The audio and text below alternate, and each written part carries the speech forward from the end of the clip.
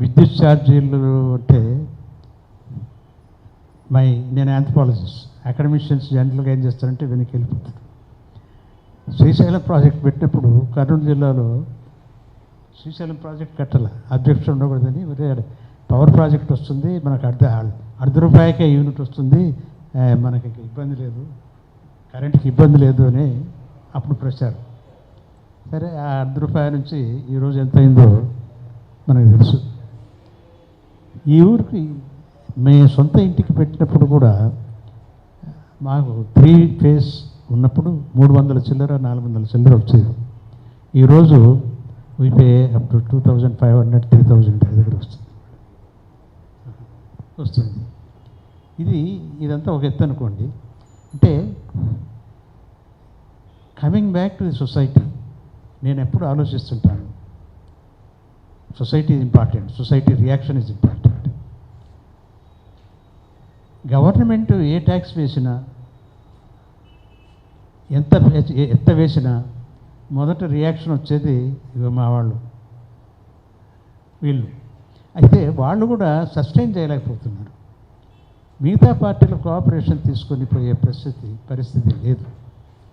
ఇది కలెక్టివ్గా ఏదైనా కానీ మూమెంట్ ఉంటే తప్ప గవర్నమెంట్ చెవులకు ఎక్కదు, మెదడుకు ఎక్కదు. సో సమాజంలో ఒక విధమైనటువంటి స్తబ్దత ఇప్పుడు ఏర్పడింది. ఈ స్తబ్దత పోవాలి, అవేర్నెస్ క్రియేట్ చేయాలి. అవేర్నెస్ క్రియేట్ చేస్తే తప్ప గవర్నమెంటు వేసేటువంటి అన్ని రకాల ఛార్జీలకు కానీ పన్నులకు కానీ, మనకి ఇంటి పన్ను ఎంత పెరిగిందండి, ఇంటి పన్ను అది ప్రతి సంవత్సరం పెంచుకుంటూ పోతారంట. అది ఒక పాలసీ. 15%, ప్రతి సంవత్సరం 15% పెంచుకుంటూ పోతారు. రియాక్షన్ లేదు, కడుతున్నాం. ఇది ఒక విధంగా it cuts into your cost of life. మనం ఏదో చేసుకోవాలన్నప్పుడు అవన్నీ కట్ చేసుకొని మళ్ళీ వీటికి పే చేయాల్సి వస్తుంది అనమాట. దీనికి అంటే కరెంటు కూడా చాలా ఇంపార్టెంట్. ఇవాళ రేపట్లో కరెంటు యూసేజ్ విపరీతంగా పెరిగిపోయింది. పల్లెల్లో పెరిగింది, వ్యవసాయానికి అనుకోండి, పరిశ్రమలకు అనుకోండి, ఇన్స్టిట్యూషన్స్కి అనుకోండి. ఇన్స్టిట్యూషన్స్లో కూడా చాలా, నాకు ఐ రిమెంబర్ కొన్ని లక్షలు కడుతున్నారు ఒక కాలేజీ. అది ఎక్కడి నుంచి వస్తుంది?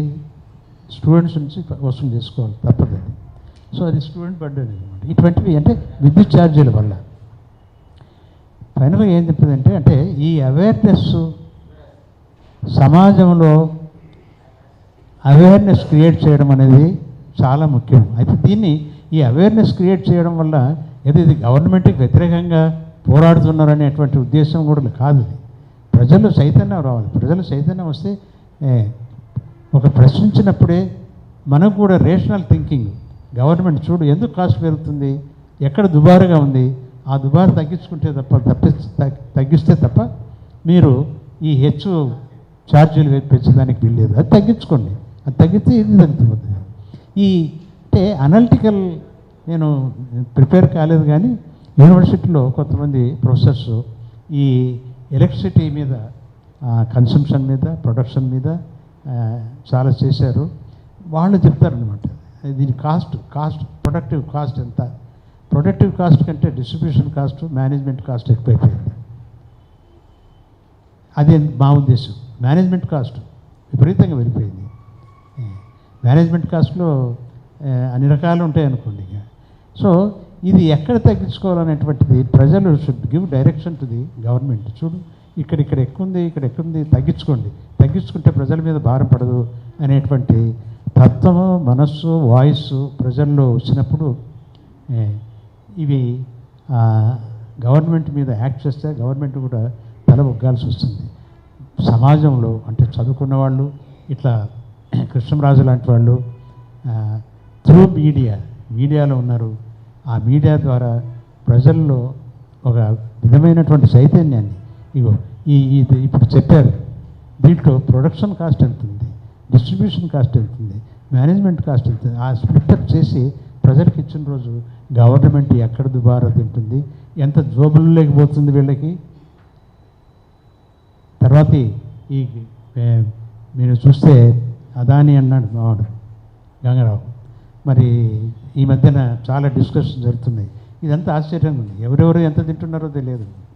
కాబట్టి ఒకసారి నా వినపం ఏమంటే కొంచెం ఈ కాస్ట్ ఎంత వేస్తున్నారు, దీంట్లో ప్రొడక్షన్ కాస్ట్ ఎంత, డిస్ట్రిబ్యూషన్ కాస్ట్ ఎంత, మేనేజ్ ఇవి కొంత వర్కౌట్ చేసి ప్రజల్లోకి అది వదిలితే మీరు మంచి ఈ కార్యక్రమం మంచిగా చేసినట్లు అందరూ కూడా దీన్ని ఆశీర్వదిస్తారు. నాకు అంటే కృష్ణరాజు గారు నిన్న వస్తే నేను ఏం టికెట్ ఉన్నారని చెప్పి ఫోన్ చేశారు. ఎక్కడున్నారంటే ఇక్కడే వచ్చాను, మీ ఊరికే వచ్చానండి. And I said I will come. Thank you for taking space in this. Thank you.